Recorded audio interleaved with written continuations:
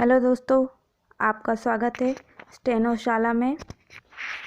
आज हम लेकर आए हैं हिंदी आशुलिपि डिक्टेशन 100 शब्द प्रति मिनट। तो डिक्टेशन स्टार्ट होगा अगले 3 सेकंड में। स्टार्ट। उपाध्यक्ष महोदय, इस नए 20 सूत्री कार्यक्रम में भी शिक्षा के ऊपर काफ़ी जोर दिया गया है। मुझे विश्वास है कि उसको कानून का जामा भी पहनाया जाएगा।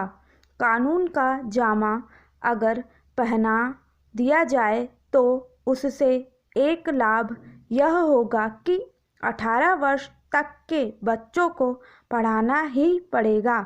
उससे दूसरा लाभ यह होगा कि जो बच्चे छोटी उम्र के हैं उनको काम करने के लिए उनके परिवार के लोग मजबूर नहीं करेंगे। मैं आपसे एक और निवेदन इस संबंध में करना चाहता हूँ। मेरा यह विश्वास है कि माननीय संसद सदस्य जब इसमें हिस्सा लेंगे तो ज़रूर उस पर प्रकाश डालेंगे। मैं निवेदन करना चाहता हूँ कि आज देश में अलग रहने की भावना बढ़ती चली जा रही है। आज स्थानीय दल केंद्रीय दलों से अधिक मजबूत होते चले जा रहे हैं। आज भाषा को लेकर विरोध है। भाषा कभी भी विरोध का विषय नहीं होनी चाहिए। भाषा के विषय में तो मेरा यह विचार है कि जितनी आसानी से बच्चा अपनी मातृभाषा में शिक्षा को ग्रहण कर सकता है उतना विदेशी भाषा में नहीं। विदेशी भाषा चाहे कितनी लचीली क्यों ना हो, चाहे कितनी विकसित क्यों ना हो, उससे बच्चे का विकास नहीं हो सकता। बच्चे की बुद्धि का विकास जितना उसकी मातृभाषा में किया जा सकता है उतना विदेशी भाषा के आधार पर नहीं किया जा सकता। मेरी यह भी प्रार्थना है कि इस देश में विदेशी भाषाओं को प्रोत्साहन मिले।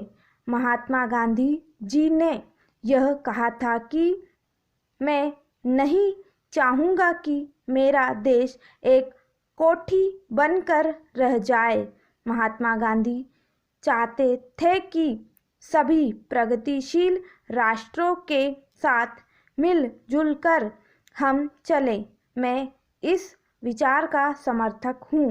मैं किसी भाषा का विरोधी नहीं हूँ, लेकिन मातृभाषा में जितनी तेजी के साथ, जितनी मजबूती के साथ बच्चे की बुद्धि का विकास हो सकता है उतना अंग्रेजी से नहीं हो सकता। तमिल भाषा के बच्चे की बुद्धि हिंदी या अंग्रेजी से नहीं बढ़ सकती। इसी तरह से मराठी और बंगाली भाषा का है। इन तमाम भाषाओं में ऊंची से ऊंची शिक्षा बच्चे को मिल सके, इस तरह की व्यवस्था भी आज हमें करनी होगी। Paragraph change. उपाध्यक्ष महोदय, मेरी यह मान्यता है कि जापान आज जापान नहीं बनता अगर यहाँ की शिक्षा जापानी भाषा में नहीं होती। इसी प्रकार जर्मनी आज जर्मनी नहीं बनता अगर वहाँ की शिक्षा जर्मन भाषा में नहीं होती। मेरा यह विश्वास है कि रूस आज रूस नहीं बनता अगर वहाँ रूसी भाषा में शिक्षा नहीं होती। इस तरह भारत में जब तक मातृभाषा ना हो तब तक भारत विकसित नहीं हो सकता। उसके बच्चों की बुद्धि का विकास करके उसको आगे नहीं खड़ा किया जा सकता। जब तक कि यहाँ के बच्चों की शिक्षा उनकी मातृभाषा के जरिए ना हो। इसलिए जहाँ यह शिक्षा की प्रणाली 18 वर्ष के बच्चों को अनिवार्य हो, वहाँ यदि इसके लिए आवश्यकता पड़े तो संविधान में संशोधन करना चाहिए। स्टॉप। तो ये था 100 शब्द प्रति मिनट डिक्टेशन। प्रैक्टिस करते रहिए और बने रहिए स्टेनोशाला के साथ।